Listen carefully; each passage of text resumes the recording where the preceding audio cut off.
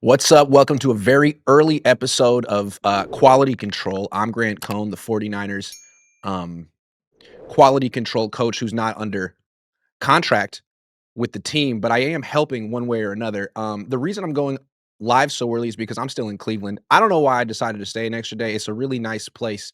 It's also really cold. Hopefully, I'm flying back today, and I got to check out of here in like an hour. So I'm going live now. If you're still sleeping, you can watch this later. That's how the internet works. What I want to say is that I told myself I wouldn't overreact to a win over the Browns. Like, yeah, it's a hostile environment and the Browns have a good defense, but what the Browns do is they lose. So I told myself, don't overreact when the Niners win this game. You're predicting they're going to win this game. But you know what? Here I am. I'm an emotional person. I can't follow my own directives. And they've won three in a row. They didn't beat a good team during that time. And I'm thinking, you know what? Yeah, this could be the team that this could be the Kyle Shanahan team that finally wins a Super Bowl. And what's interesting about it is, like, it's obviously not the best team he's coached. It's not even top 2. It might even not be top 3. But the reason I'm changing my opinion, I said, what was it, a few after they lost to the Rams that they're straight up pretenders? Well, every team's a pretender if you wanna hold the Niners to that standard. The Rams are now officially pretenders. I mean, I'm not saying bench Matthew Stafford, but you can't really say that they're definitely going to the Super Bowl when they lost to the freaking Panthers. I mean, I think before last week, you would say, well, the Rams are a team, the Niners. They're just out of the Niners uh, league because look what they did to the Niners defense. They eviscerated it. Yeah, well, look what they did to the freaking Panthers defense, and the Niners beat the Panthers. So the Rams aren't definitely going to the Super Bowl. The Seahawks aren't definitely better than the Niners. The Niners already beat them. Uh, the Chicago Bears are the number one seed in the NFC right now. I mean, Brock Purdy's better than Caleb Williams, at least right now. I mean, the Bears are good, but according to their own coach, they're winning in spite of their passing game. They're running the ball well, and their defense is playing pretty well right now. I mean, the number one seed in the AFC is the Patriots. Have they played a good team yet? I don't think that they have. So it's not that I think the Niners are special. It's that I think the league doesn't have a special team this year, and that could be different next year. Also, why I feel like this is the year and not next year. Next year could be the year, but because Bosa and Fred Warner are coming back. But it also feels like Robert Saleh is probably not going to be back. And if he leaves, I mean, we've seen the Niners have kind of weak defenses with Bosa and Warner if the coordinator isn't good. So you don't know who the coordinator is going to be next year. It could be Gus Bradley. No disrespect to Gus Bradley, but he's not been good for a long time. He's not Robert Saleh. It could be KJ Wright. He's a quality control coach himself. He's on my level.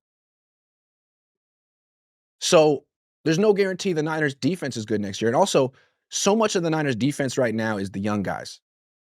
All these young projects that Robert Saleh had a vision for and is developing. Upton Stout, Alfred Collins, Nick Martin. What's going to happen to these players? Jair Brown. What's going to happen to these players when Saleh's gone? Are they still going to be good? Will the next coordinator want them, know what to do with them, put them in the best positions to succeed? Or is that just a Robert Saleh thing? Because this team is trying to get younger, but the youth movement is the Salah movement, and that could be, they could pull the plug on that after 1 year. He could pull the plug on that after 1 year. To me, this team still feels kind of old. The core of it is still the older guys. George Kittle's playing great. Christian McCaffrey's the main guy. Brock Purdy isn't old, but Brandon Ayuk's a non-factor anymore. Jawan Jennings almost 29. Juszczyk still playing. It's an older Trent Williams. So as long as that's your core, those are your best players, seems like this is the year, this is the time for the to strike. Because is the offense gonna be better next year? It's gonna be exactly the same. How's the offense gonna be different next year? You're gonna have the same offensive line. Maybe you'll add a guard, maybe not. You'll have the same backfield. You'll have the same wide receivers. Maybe you'll let Jawan Jennings go, maybe not. You can afford him now. And you know how Kyle Shanahan likes to re-sign players who know his system. It's gonna be this exact same offense, maybe minus Mac Jones, maybe. So it'll be older. It's already a slow offense. This is the year. I'm drinking my coffee. finishing my coffee. And get your toe. What's that from? Okay, that's why I'm flip-flopping, because I feel like this league, this year, we all know it's wide open. And there's no team that the Niners should be scared of. I feel like they could beat the remaining teams with Brock or with Mac. They already beat the Rams with Mac. They already beat the Seahawks with Brock. They could beat the Bears with either quarterback. They could also lose to the Bears with either quarterback. I don't really think it's about the quarterback right now. Let's say Joseph Ehrenberg says if Robert leaves, they should poach Jim Schwartz. That would be a good idea. That would be a great idea. Love that. Let's talk about Brock Purdy. The next step for Brock Purdy. He sort of hit a low point. That game against the Panthers might have been the worst game of his career. I mean, he had the 5-pick game against the Ravens, but like it was the Ravens, and a lot of those picks were tipped and they weren't necessarily bad throws. It just were like kind of like stuff happened type of plays. And then he bounced back and went to the Super Bowl, and it seemed like an aberration or something. This game was really disconcerting because he's been playing like this for a while. The Carolina Panthers, at least at the time, didn't seem good at all. Then we saw what they did to the Rams, made it sort of put that performance in more context. Brock's, but he needed to bounce back. It was such a bad performance going against Cleveland. I think the bar was pretty low. It's a good defense, like number 2 in the league. It's windy. All he had to do was not throw a pick and win. The winning part, I mean, he probably could have thrown 2 picks and won. The Browns just beat themselves. They do it every week. But if he threw another pick, there would be a lot of chatter, and he wouldn't get much credit for the win. He needed to do both, and he did that. He was very prudent. He didn't have any turnover-worthy plays that I saw. He was just very smart with the ball, which is a welcome sight from him. Now, what's the next step for Brock Purdy? Because I think that was a great first step to flush that all-time bad performance. Stop trying to do too much. Just throw the ball away when you're in trouble. And he did that consistently. But again, what is the next step for Brock Purdy? How can he play his best? Because as well as he played against the Browns, it was one of his better performances of the season. That's not him at his best. He threw for 168 yards and a touchdown and threw the ball away 7 times. He could do better than that. He didn't have to do better than that, and I'm not knocking him, but he can do better than that. So where is that edge that he could chase? Where is that inefficiency that he could get rid of? I'll tell you. To me, there is one split that is so telling for Brock Purdy this year, and it's the difference between good Brock and bad Brock. And that split is time in the pocket, time to throw. When he gets rid of the ball in 2.5 seconds or less this season, here are his numbers, Brock Purdy. 62 completions on 74 attempts. That's 62 completions and 12 incomplete passes. That's an 83.78 completion percentage. 623 yards. That's 8.4 yards per attempt. That's really good. 5 touchdowns, 0 picks, a quarterback rating of 124.3, 2 sacks when he throws the ball in 2.5 seconds or less. That's about as good as it gets.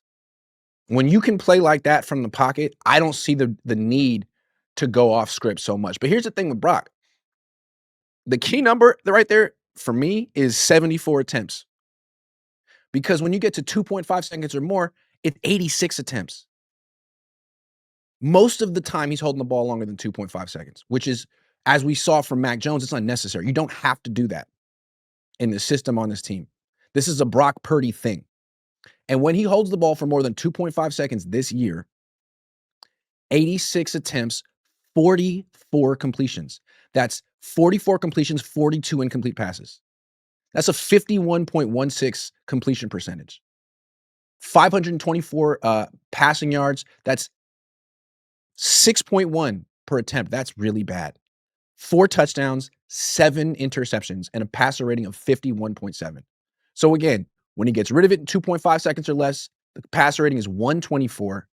When he holds it, it's 51. So Brock, stop trying to be a playmaker. We don't need playmaker Purdy. Playmaker Purdy is a last resort. It's like Your mentality should be, "I'm not a playmaker, but don't push me." If you have to be a playmaker, yeah, spin away from the sack. Don't just stand there. But when you spin away, roll left, back up, throw back across the field, more likely than not, it's an interception. I mean, your interception percentage when you hold the ball that long is 8, above 8. That's like 1 in 12 throws is picked. Just don't do that. Just be boring old Brock, not playmaker Purdy. You have a little bit of playmaker in you, and it's great, but in the right doses. Because right now it's out of whack. You're doing it too much. The team doesn't need it. So give him credit for not doing that in the last game. He had it seems like he had the urge. You know, he still held the ball a very long time. But when he got outside the pocket, he didn't force it down the field over the middle into coverage like he had been. He threw it away. That's a big step. And now I think work on just throwing the ball quicker. Because I feel like the difference between Mac and Brock is Mac will get the play, see the coverage, understand where his first read is based on the coverage.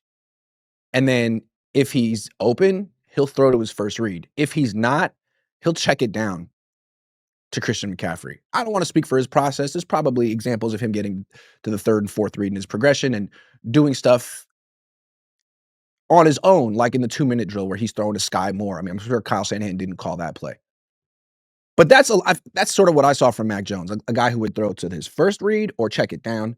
And that's a very efficient way to play, especially when you got Kyle Shanahan scheming up the first read and Christian McCaffrey as the check down. You're probably, I mean, you may not have the most extraordinary numbers. You may not throw for 50 touchdown passes, but you'll have pretty good numbers. It'll be a pretty efficient winning quarterback. I'd like to see that from Brock a little bit more often. It seems like he'll hesitate in the pocket and try to find some second or third read open down the field and then scramble around. Like, you should have just checked it down to Christian McCaffrey 3 seconds ago. Because guess what? Guess who you're not going to find open down the field? Brandon Ayuk. He's not coming back. And maybe he's looking for Ricky Pearsall, but that hasn't really been working. Don't force it. Get the ball out of your hands. There's 2 Brocks here. Good Brock and bad Brock. Boring Brock and playmaker Purdy. And we want boring Brock. Because the thing that Mac did so well was just play a boring, efficient style of football very well. He proved that that's really how you should be playing. It's exactly how Matt Ryan played in this system. And Brock can play that well. You could argue, I mean, the stats sort of argue that he could do it better than Mac Jones. I mean, 84% completions, 124 quarterback rating when he just plays like Mac Jones. He out Max Mac, but he doesn't want to play that way. And he gets himself in trouble when he tries to be, I don't know who you're saying when he tries to be Patrick Mahomes. If Brock can harness his inner Mac, they win the Super Bowl. And I think what's also interesting about this is, let's say Brock doesn't. Let's say Brock reverts, starts throwing hella picks again, 2 a game. Or he reverts, starts holding the ball a lot, scrambling around, gets hit, gets hurt again. Season isn't over. They got 2 starting quarterbacks on this team. And the guy who's not playing might be just as good or better. He was balling when he went out. He was 33 of 39 in his last start. Has Brock ever been 33 of 39 in a game ever? I don't know. So that's another reason I feel like this team can win the Super Bowl. They have 2 starting quarterbacks. A lot of teams don't even have 1.